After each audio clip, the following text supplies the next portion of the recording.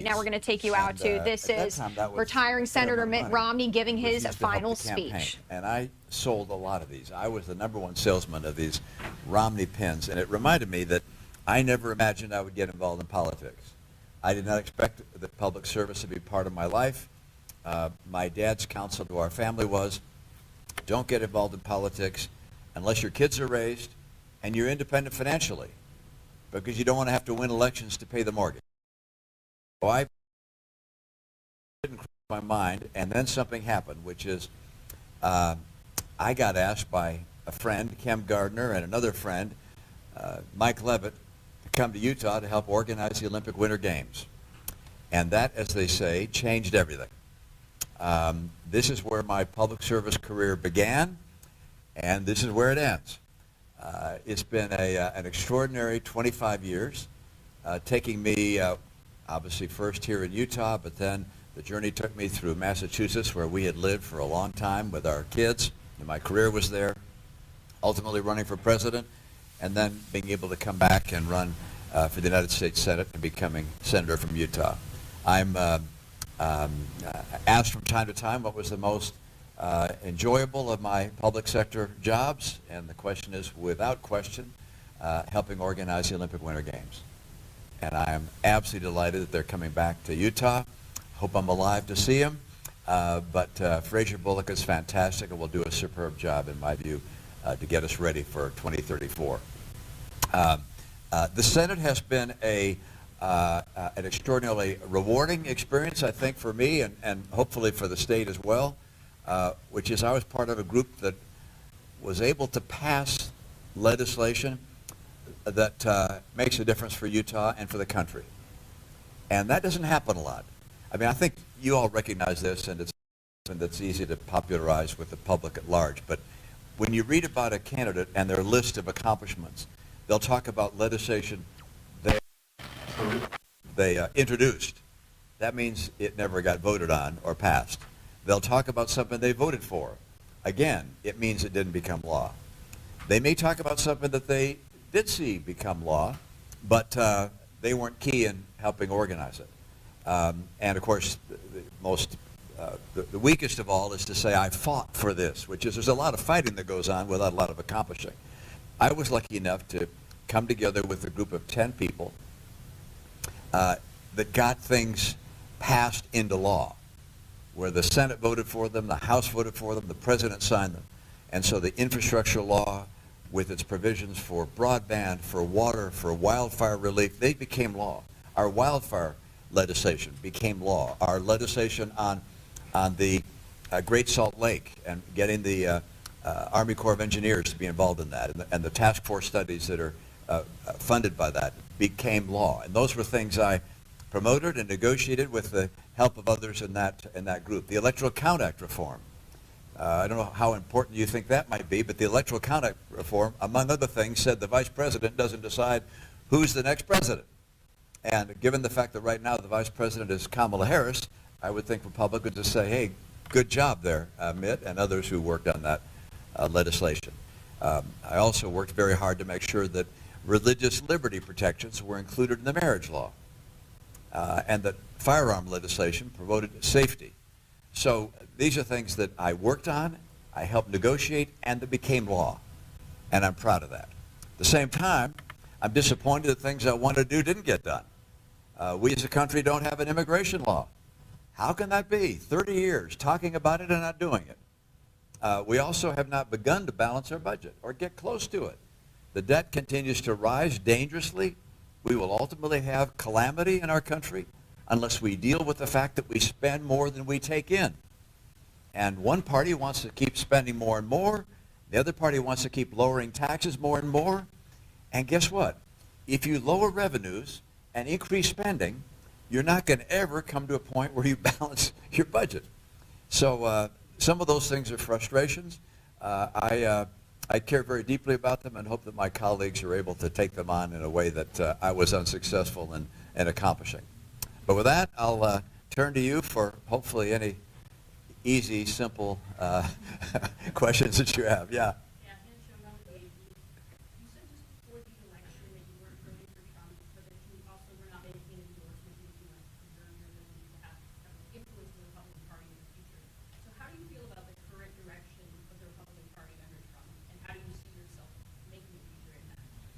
Well, the Republican Party really is shaped by Donald Trump now, and you'll find the House and the Senate members of the Republican Party pretty much following what he puts out there. I have to tell you, I agree with President Trump on most policy issues. There are probably a few that I don't, but overwhelmingly, we're on the same page. As a matter of fact, if you look at my record when he was president, I voted with him, I think, even more than Senator Lee. All right, so I'm a conservative, and he put in place, by and large, conservative policies on public lands, on spending, and a number of things. So I agree with a lot of what President Trump will do. The areas I had difficulty with President Trump were character areas. The sexual assault decision by the court. What shall I say? A relaxed relationship with the truth. There are a number of things that I found to be very troubling on a character front, and that prevented me from supporting him. What the party does going forward, we'll see as time goes on. I think so far we have a sense that he's doing what he said he would do, which is you look at his cabinet appointments, and they're all over the map. All right. You have someone like RFK Jr., who's kind of a liberal. I mean, a real liberal on most issues. On some he's not, but on most he is. It's like, well, that's interesting.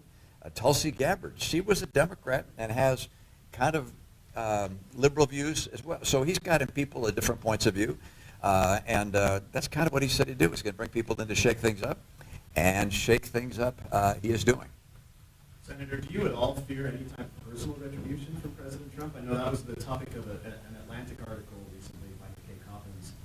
For you or your family, do you have any fears of that? I think President Trump, in his Meet the Press interview a couple of days ago or a couple of weeks ago, said he's focused on forward. I think that's probably the course he will take.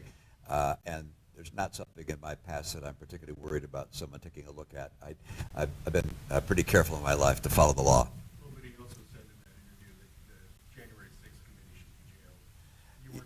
Yeah, no, I wasn't on that committee. Again, I don't know which things he will actually focus on or what his team will focus on. I think it would be a missed opportunity for him to promote his agenda in his first 100 days, for instance, if he spends time going after the past.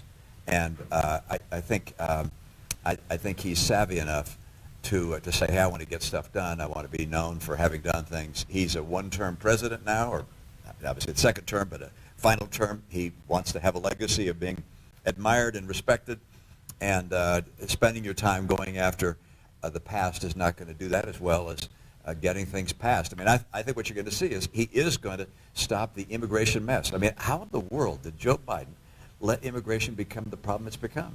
I mean, what was he thinking? I simply can't figure out why they handed such a political issue to the Republicans and to his opponents. But he did. I think Donald Trump will fix that. I think he's going to take on other measures. I think he wants to bring manufacturing back to the country. We'll see if he's successful in doing that or not. But, I think he will promote things that he said he was going to do when he was campaigning.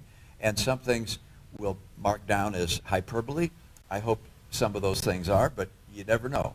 So time will tell. Senator, looking forward, several questions. First, do you consider yourself a Republican outsider now? Second, will you remain in the Republican Party? And third, will your primary residence be in Utah? Well, my primary residence is in Utah and continues to be. I am a Republican, consider myself a Republican. I'm a narrow slice, if you will.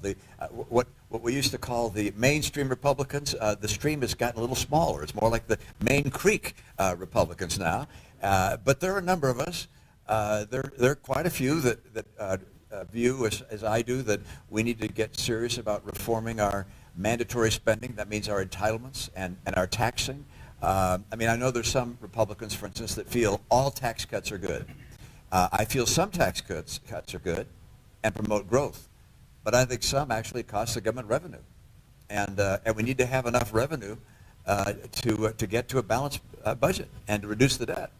I go on in this. I don't know that people care about it much, but we'll spend $1 trillion this year on interest, more than on national defense. If we didn't have that interest, we would be able to buy 3 times as much military equipment as we're buying. we would be able to double, alternatively, Social Security payments. I mean, and we're going to pass $1 trillion a year on to our kids and grandkids. That's not going away. Only question is, how much higher are we going to make it? That, for me, is something the Republican Party ought to be focused on. But I have high hope that the Doge group, the Elon Musk and Vivek Ramaswamy, will find ways to economize. But I don't think they're looking at finding $1 trillion a year. And that's what we have to do, either in revenue or in spending. So you will remain a Republican? Yeah, oh yeah. Okay, and in terms of the view as an outsider, you talked about Main Creek versus Main Spring. Are you, and the creek has gotten very small. The creek is very small. I have to look at it very carefully. At some point, it's going to be under the sand. We have to dig down a little bit. And not to be pejorative here, but do you think the creek includes you and Liz Cheney and Dick Cheney? Oh, yeah, I can't speak for others, but I believe that I fall in the tradition of Ronald Reagan and George Herbert Walker Bush and George W. Bush and John McCain, and I believe all of them would say they are proud Republicans and would agree on a whole host of issues. I mean, I'm a conservative. I'm a classic conservative, and that doesn't mean. I mean, my dad used to say that he's as progressive as Lincoln and as conservative as the Constitution, and I've always felt that's a good characterization. There's some areas where I'm progressive, where people think, wow, you're pretty moderate on that. There are others where I'm pretty darn conservative. I'm one of those that believes we shouldn't be spending massively more than we take in, and that adding the amount of debt we're adding is a danger to our future. But that doesn't seem to catch. Interestingly, our state is the only state in the nation that ranked that as the #1 issue when I ran in 2018. No other state did. And I think people here in Utah recognize this is important, and around the country less so. But in a relatively short period of time, kind of going with Brian's answer, you've gone from being the party's standard bearer, the nominee for the presidency, to being sort of an outsider, a Main Creeker, I guess. Yeah, right. How did that happen, and do you think that's a healthy direction? Well, I disagree with it, or I'd be in the other stream, all right? But, I mean, I think what's happened is kind of two things, which is that the Democrat Party had a coalition of, I'll call them pointy-headed liberal faculty at Harvard, all right? And that type, if you will, the elite, the education elite, and then the working class voters, and as well as minorities. That was kind of their coalition. And a couple of things happened. One was some of these, if you will, elite progressives started saying some absolutely nutty stuff. All right? Defund the police. In the inner cities, the idea of defunding the police is about as crazy as you're going to possibly hear. And so they lost a lot of people living in the inner cities, including minorities.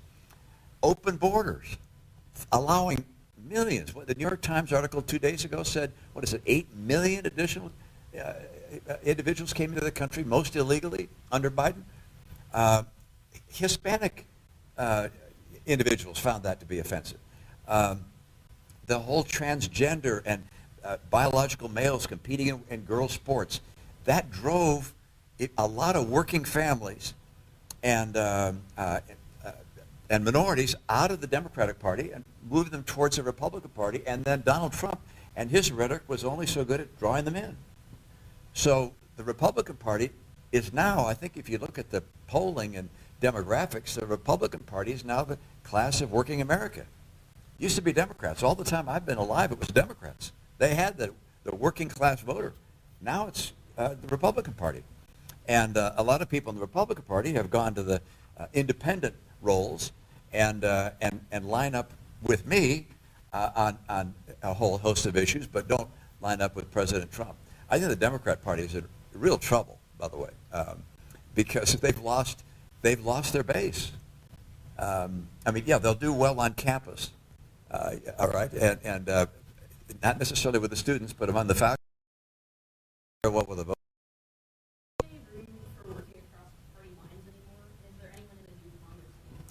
There's no need to. There's no need to for the next 2 years at least. And that's because Republicans will have the House, the Senate, and the White House. And so what's going to be done is done by the process known as reconciliation. It's a kind of a detour around the 60-vote rule and the filibuster rule, and so Republicans will basically have free rein on all things that relate to spending and taxing. Major issues like reforming our immigration system, that will be harder to do. Maybe there will be some bipartisan effort. It's possible that that President Trump could lead that kind of effort to say, you know, there are some things we all agree on. We all agree that highly educated people that are going to school here in our country that want to stay ought to be able to, if they've come from a foreign country, ought to be able to stay. And even President Trump, I think the other day, said that he thought dreamers ought to be able to stay, if I read that correctly. So there may be a way to actually get legislation on a bipartisan nature. But the next couple of years, I think, are going to be driven by Republicans. And then after that, who knows? Fundamentally, in my view, we're going to have to deal with our entitlements. And, you know, there are arithmetically two ways of doing that. One, raising revenue, which is taxes on higher income people. Or number two, cutting benefits. And no one wants to see that. And no one's going to cut benefits for anyone that's retired or near retirement. No one that I have ever spoken to that's elected wants to do that. So, but those are the two arithmetic things you'd have to do, and that's going to take presidential leadership and bipartisan effort, which I don't see coming in the next couple of years, but President Trump could surprise us. So you think of your replacement, John Curtis, and you think he'll be more along the lines of what you described, passing things, getting stuff done, or making noise? No, I think he's going to the Senate to do things, and I don't think he is someone who's focused on performance as much as he is focused on doing the job for our state. And he's not alone. There are a lot of senators, both sides of the aisle, that go there to get stuff done. The performers are more in the House, I think, in part because they got to perform every 2 years, than in the Senate. But there are a lot of people in both houses that want to get things done, and he's one of them. I think he, so far, he has made very positive impressions on the members of the Republican caucus. I've had a number of people, there are almost 50 of us in the Republican Senate group. I've had a number of senators come to me and say, sorry to see you go, but I'm really happy to see that your replacement is such a fine person and comes with such a great reputation. Having served in the House as effectively as he has, he's got a lot of people sort of, giving him recommendations, and I think he will have an outsized impact in the Senate.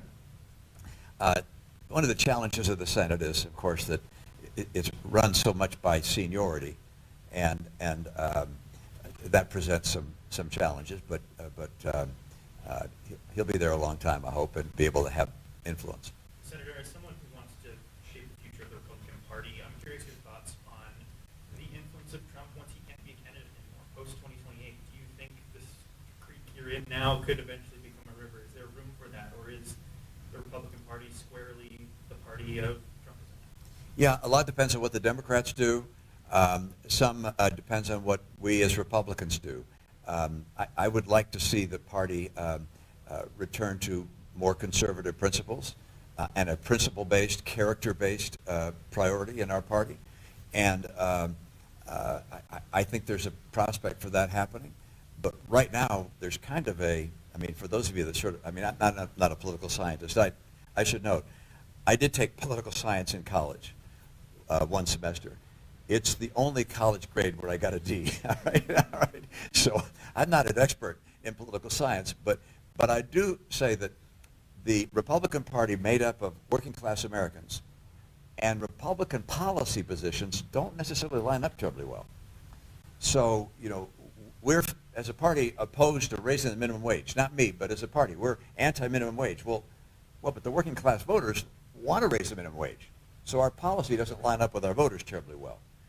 And unions, we as a party have been pushing back on unions and the NLRB. We don't want it run by progressives and so forth. Well, but our voting bloc actually kind of likes the NLRB, making it easier for unions. So there's kind of a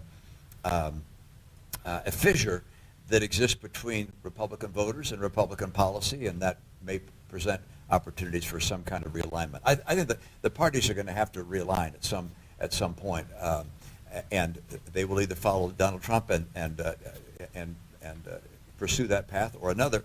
If Donald Trump has a successful presidency, which he very well may, as measured by the American people, then J.D. Vance is very likely to be the next Republican nominee.